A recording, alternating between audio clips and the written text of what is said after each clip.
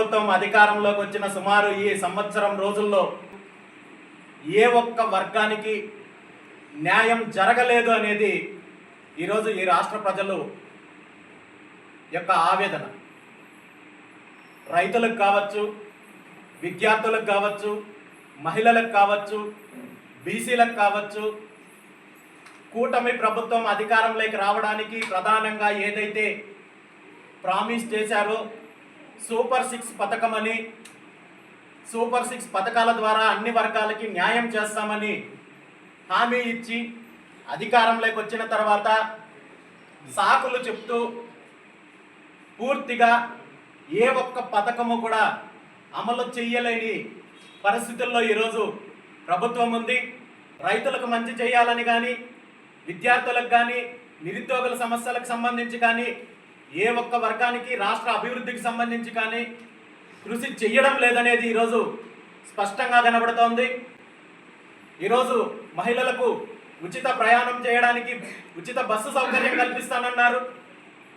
ఇదే హామీతో గతంలో అధికారంలోకి వచ్చిన తెలంగాణ ప్రభుత్వం కావచ్చు, అదేవిధంగా కర్ణాటక ప్రభుత్వం కావచ్చు, అధికారంలోకి వచ్చిన నెల రోజుల్లో అమలు చేస్తే ఆంధ్రప్రదేశ్ రాష్ట్ర ప్రభుత్వం, కూటమి ప్రభుత్వం మాత్రము సంవత్సరం రోజులు అయిన తర్వాత కూడా ఈరోజు కుంటి సాకులు చెప్పే కార్యక్రమం చేస్తున్నారు తప్ప మాట నిలబెట్టుకోవాలనే ప్రయత్నం చేయడం లేదు. అదేవిధంగా రైతులకు ఇచ్చిన హామీలు, రైతులకున్న సమస్యలకు సంబంధించి ప్రభుత్వంకు ఏమాత్రం చిత్తశుద్ధి లేదనేది మనము చూస్తున్నాము.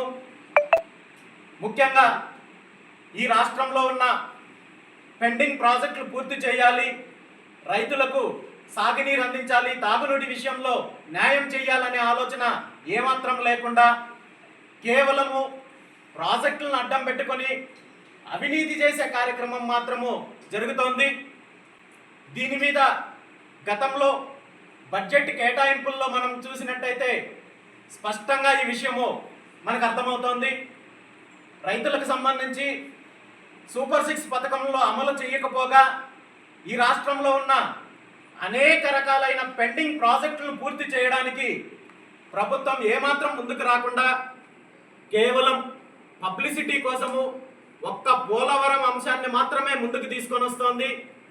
పోలవరానికి మాత్రమే బడ్జెట్లో కేటాయించి, అందులో కూడా ఈ బడ్జెట్ కేటాయింపులు కూడా ఇక్కడ పోలవరాన్ని అడ్డం పెట్టుకొని కాంట్రాక్టులు దోచిపెట్టడానికే తప్ప పోలవరం ప్రాజెక్టు పూర్తి చేయాలనే చిత్తశుద్ధి ప్రభుత్వానికి, ప్రభుత్వ పెద్దలకు లేదనే విషయాన్ని ఈరోజు మనం గమనించాలి.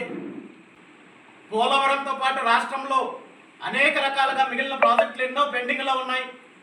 రాయలసీమకు సంబంధించిన అనేక ప్రాజెక్టులు పెండింగ్లో ఉన్నాయి. అంద్రినీవా ప్రాజెక్టు పూర్తి చేయలేదు.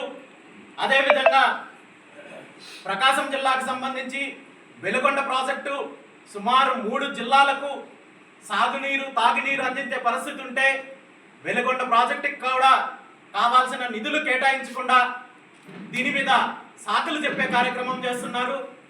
ఈరోజు రాష్ట్రంలో చాలా తక్కువ బడ్జెట్తో చాలా ప్రాజెక్టులు, చిన్న చిన్న ప్రాజెక్టులు పెండింగ్లో ఉన్నప్పటికీ కూడా వీటిని పూర్తి చేయడం ద్వారా లక్షలాది ఎకరాలకు నీళ్లు అందించి లక్షలాది మంది రైతులకు మేలు చేకూర్చే అవకాశం ఉన్నప్పటికీ కూడా ప్రభుత్వము పబ్లిసిటీకి, అవినీతికే సమయం కేటాయిస్తోంది, బడ్జెట్లు కేటాయిస్తున్నారు తప్ప రైతులకు మంచి చేసే కార్యక్రమం జరగడం లేదు.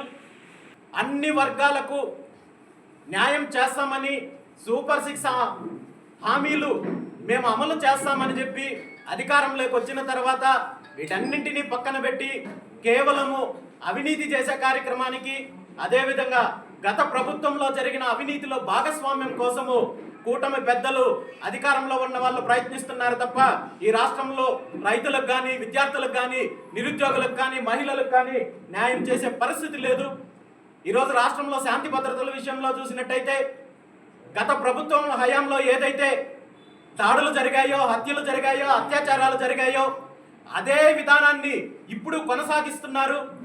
అదే సంఘటనలు ఇప్పుడు జరుగుతున్నాయి. ప్రతిరోజు ఎక్కడో ఒక చోట మహిళల మీద దాడులు జరుగుతున్నాయి, అత్యాచారాలు జరుగుతున్నాయి, హత్యలు జరుగుతున్నాయి. అయినప్పటికీ కూడా ప్రభుత్వము కఠిన చర్యలు తీసుకునే విషయంలో పూర్తిగా నిర్లక్ష్యం చేస్తోందనే అంశాన్ని ఈరోజు మనం గమనించాలి. వ్యక్తులకు న్యాయం చేసే పరిస్థితి లేదు. రైతులకు కావచ్చు, మహిళలకు కావచ్చు, విద్యార్థులకు కావచ్చు, ఉద్యోగస్తులకు కావచ్చు, అన్ని వర్గాల ప్రజలు సమస్యలు ఎదుర్కొంటున్నారు.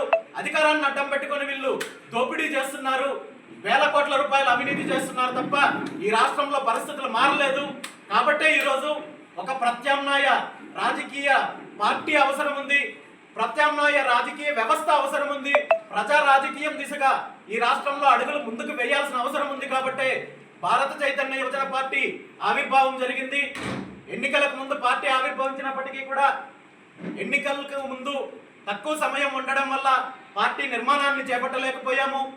అతి తొందరలోనే జిల్లాల పర్యటన మొదలుపెట్టి పార్టీని అన్ని స్థాయిల్లో బలోపేతం చేసి ప్రభుత్వం చేస్తున్న ప్రజా వ్యతిరేక విధానాలపైన, అవినీతిపైన అన్ని రకాలుగా ప్రజల పక్షాన పోరాటం చేయడానికి బీసీవై పార్టీ సిద్ధంగా ఉందని చెప్పి మరొకసారి తెలియజేస్తూ ఈ కార్యక్రమానికి విచ్చేసిన ప్రతి ఒక్కరికి కూడా ధన్యవాదాలు తెలియజేస్తూ సెలవు తీసుకుంటున్నాను.